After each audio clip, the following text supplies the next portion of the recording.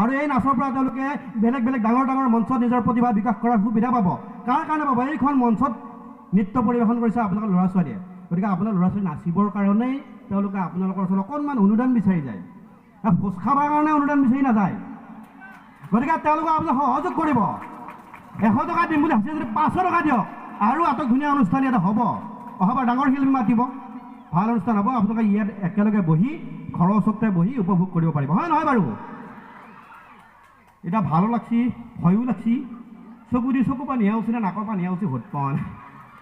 তাৰমানে এনেকুৱা সেই ডাঙৰ ডাঙৰ ইমান জনা বুজা ব্যক্তিৰ ওচৰত মই থিয় হৈ এটা জাজ কৰিব আহিছোঁ। ভয়ো লাগছি, কি বা হয়েই, কোনোবাই গালিহে পায় নেকি, এই ভিত্তি উঠা কাৰ মোৰ নম্বৰ দিলিয়েই বুলি।